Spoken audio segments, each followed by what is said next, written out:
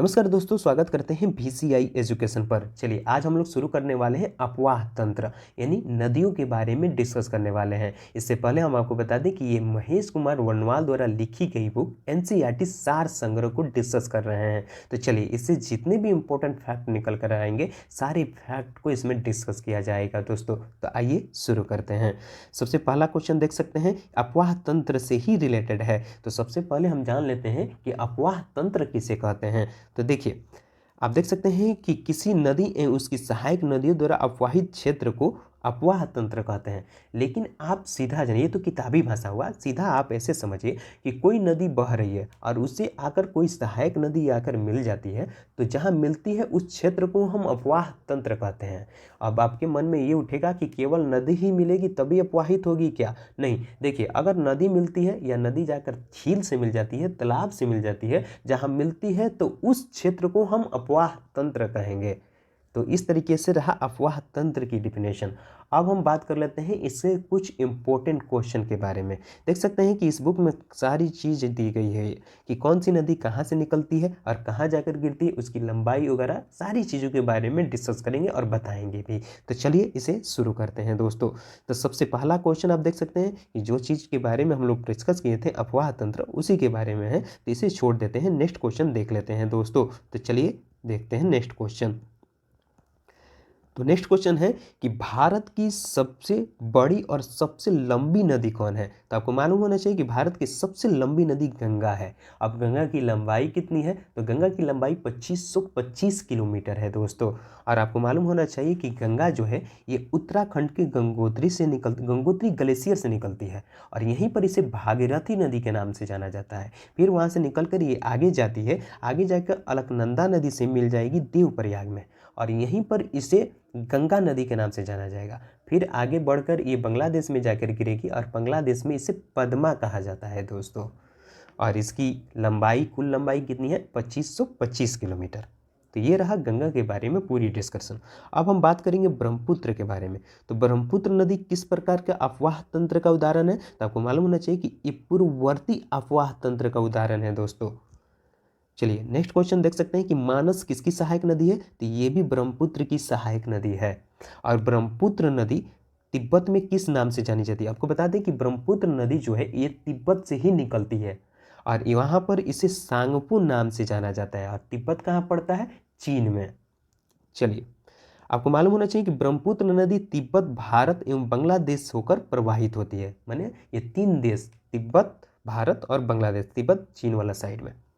आइए नेक्स्ट देख सकते हैं कि भागीरथी नदी का उद्गम स्थल कहाँ है? तो ये उद्गम स्थल की बात करें तो ये गोमुख से निकलती है दोस्तों।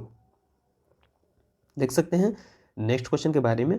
देखिए, नेक्स्ट क्वेश्चन है कि लेह सिंधु नदी के किस तट पर स्थित है? तो आपको मालूम होना चाहिए कि कौन सा लेह? तो लेह लद्दाख वाला लेह, लेह शहर है। और आपको मालूम होना चाहिए कि सिंधु नदी के दाईं तट पर स्थित है। भारत की किन नदियों के उद्गम स्थल लगभग एक ही है? मतलब कौन सी दो नदी है जो एक ही स्थान से निकलती है? तो देखिए, ये है ब्रह्मपुत्र और सिंधु, दोनों एक ही जगह से निकलती है दोस्तों। आपको मालूम होना चाहिए नेक्स्ट क्वेश्चन कि बांग्लादेश में गंगा नदी को किस नाम से जाना जाता है? तो देखिए, इसको पद्मा के नाम से जाना जाता था, हम पहले भी बता चुके हैं। और नेक्स्ट क्वेश्चन है कि गंगा नदी के तट पर स्थित सबसे बड़ा शहर कौन है? देखिए, शहर तो बहुत सारे स्थित हैं गंगा नदी, जैसे कि बिहार की बात करें तो पटना है, भागलपुर है और भी कई सारे शहर हैं जो गंगा नदी के तट पर स्थित है। लेकिन सबसे बड़े शहर का बात करें तो ये कानपुर है दोस्तों। कानपुर जो है ये सबसे बड़ा शहर है। आइए नेक्स्ट देख सकते हैं कि गंगा की सहायक नदी कौन सी है जिसका उद्गम स्थल मैदान से हुआ है? तो ये मैदानी भाग से हुआ है, ये है गोमती नदी दोस्तों, जिसको पीलीभीत भी कहा जाता है। आइए नेक्स्ट क्वेश्चन हम देख लेते हैं दोस्तों। नेक्स्ट क्वेश्चन देखिए, नेक्स्ट क्वेश्चन है कि सिंधु, ब्रह्मपुत्र एवं सतलज नदियों का उद्गम स्थल कहाँ है? तो इन सारी नदी, देखिए, सिंधु, ब्रह्मपुत्र, सतलज, ये सारी नदी तिब्बत से निकलती है। और नेक्स्ट देख सकते हैं केदारनाथ से रुद्रप्रयाग के मध्य कौन सी नदी प्रवाहित होती है? तो ये मंदाकिनी नदी प्रवाहित होती है दोस्तों। और मंदाकिनी नदी जो है ये किस प्रकार की जल प्रवाह अथवा मुख्य नदी से संबंधित है? तो ये आपको मालूम होना चाहिए, ये अलकनंदा नदी से संबंधित है दोस्तों। देख सकते हैं नेक्स्ट क्वेश्चन की बात करें तो देखिए, बद्रीनाथ का प्रसिद्ध मंदिर किस नदी के तट पर स्थित है? तो ये भी अलकनंदा नदी के तट पर स्थित है। यमुना नदी का उद्गम स्थान कहाँ है? तो ये बंदरपूंछ श्रेणी के यमुनोत्री हिमनद से स्थित है दोस्तों। नेक्स्ट क्वेश्चन देख सकते हैं कि दामोदर नदी किस नदी की सबसे बड़ी सहायक नदी है? तो ये दामोदर नदी जो है ये हुगली की सबसे बड़ी सहायक नदी है दोस्तों। चलिए नेक्स्ट क्वेश्चन थोड़ा देख लेते हैं। देखिए नेक्स्ट क्वेश्चन, भारत की किस नदी पर विश्व का सबसे ऊंचा पुल है? तो आपको भी मालूम होना चाहिए कि सबसे बड़ा ऊंचा पुल जो है ये चिनाब नदी पर है दोस्तों। और नेक्स्ट क्वेश्चन की बात करें तो नर्मदा एवं ताप्ती नदी समुद्र में गिरते समय किस संरचना का निर्माण करती है? तो ये ज्वार उन्मुख का निर्माण करती है, जिसे एस्चुरी भी कहा जाता है। अब हम बात कर लेते हैं भ्रंश घाटी को। तो भ्रंश घाटी से प्रवाहित होने वाली दो मुख्य नदी कौन सी है? बहुत सारी नदी भ्रंश घाटी से निकलती है, प्रवाहित होती है, लेकिन नर्मदा और ताप्ती जो है ये मुख्य नदी है जो रिफ्ट वैली से प्रवाहित होती है। आइए अब हम बात कर लेते हैं अरब सागर में। देखिए अरब सागर में गिरने वाली दो नदियाँ कौन सी है, मतलब प्रमुख नदी के बारे में। देखिए अरब सागर में बहुत सारे नदी पढ़ेंगे तो अरब सागर में गिरती है, लेकिन नर्मदा और ताप्ती जो नदी है ये दो प्रमुख नदी है जो अरब सागर में जाकर गिरती है। सोन तथा नर्मदा का उद्गम स्थल कहाँ है? तो इसका उद्गम स्थल अमरकंटक में है दोस्तों। नर्मदा नदी किस दिशा की ओर प्रवाहित होती है? तो ये पश्चिम दिशा की ओर प्रवाहित होती है। नेक्स्ट देख सकते हैं कि लूनी नदी किस प्रकार का अफवाह का उदाहरण है? तो ये भूमि बंधित या अंतर्वाही से संबंधित है, मतलब इसी तरह के अपवाहित करती है।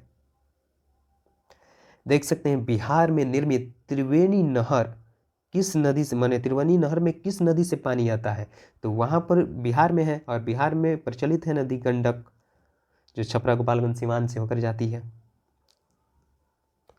देख सकते हैं दोस्तों नेक्स्ट क्वेश्चन है कि हिमाचल प्रदेश में कौन सी प्रमुख नदियां प्रवाहित होती है? तो हिमाचल प्रदेश में तो बहुत सारी नदी है, जैसे कि चिनाब है, रावी है, सतलज है, ये हिमाचल प्रदेश से प्रवाहित होती है दोस्तों। और नेक्स्ट देख सकते हैं कि सबसे अधिक गर्म परिवर्तन करने वाली नदी, मतलब मार्ग परिवर्तन करने वाली, अपनी मार्ग को परिवर्तित कर देती है, वो कौन सी नदी है? तो ये कोसी है। कोसी जो नदी है वो कभी मार्ग इधर करेगी, कभी दाएं कभी बाएं, ऐसे करके ये अपना मार्ग परिवर्तित करती रहती है। और देख सकते हैं इससे फैक्ट है कि दामोदर नदी छोटी नागपुर पठार के पलामू जिला से निकलती है। और नेक्स्ट क्वेश्चन देख सकते हैं, पूर्व की ओर बहने वाली भारत की नदियों में से किस एक में निम्नवालन के कारण विभ्रंश घाटी का निर्माण होता है? तो ये दामोदर नदी है दोस्तों। नेक्स्ट क्वेश्चन देखते हैं कि उत्तर प्रदेश एवं मध्य प्रदेश राज्यों में संयुक्त राजघाट नदी घाटी परियोजना किस नदी पर निर्मित है? तो ये बेतवा नदी पर। ये दो राज्यों से संबंधित है, उत्तर प्रदेश और मध्य प्रदेश दोस्तों। क्वेश्चन है नदियों की लंबाई अवरोही क्रम में, यानी डिसेंडिंग ऑर्डर, सबसे पहले बड़ी, उसके बाद उससे छोटी, उससे छोटी, उससे छोटी, इस तरह से बढ़ाना है। तो सबसे बड़ी नदी पहले रखेंगे तो ये हो जाएगा गोदावरी, उसके बाद उससे छोटी महानदी, फिर उससे छोटी नर्मदा, और सबसे छोटी हो जाएगी ताप्ती नदी। ये सही अनुक्रम कौन सा है? तो देख सकते हैं कि इसकी लंबाई देख सकते हैं दोस्तों। तो इसकी लंबाई है, सबसे पहले गोदावरी आती है, उसके बाद नर्मदा आती है, महानदी और ताप्ती। और लंबाई भी आप देख सकते हैं कि गोदावरी की लंबाई 1465 किलोमीटर है और नर्मदा की लंबाई 1312 है। महानदी जो है इसकी लंबाई 851 है, ताप्ती की लंबाई 724 है। तो इसको याद कर लीजिएगा कि कभी अवरोही क्रम या आरोही क्रम में पूछ दे तो आपको सीट करने में आसानी हो जाए।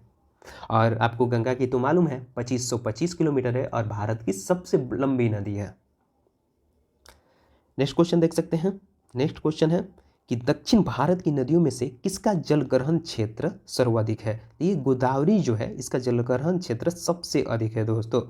प्रदीपीय भारत की नदियों में से कौन सी नदी सबसे लंबी है? तो ये भी है गोदावरी नदी। और नेक्स्ट क्वेश्चन देख सकते हैं कि हंगरी किस नदी की सहायक नदी है? तो ये तुंगभद्रा नदी की सहायक नदी है।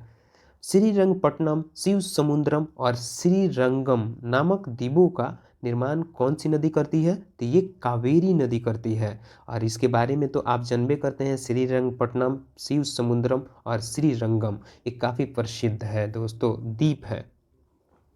अब हम बात कर लेते हैं नेक्स्ट क्वेश्चन के बारे में। तो देख सकते हैं नेक्स्ट क्वेश्चन है कि कावेरी नदी का उद्गम स्थल, मतलब कावेरी नदी कहाँ से निकलती है, तो ब्रह्मगिरी पहाड़ी से निकलती है दोस्तों।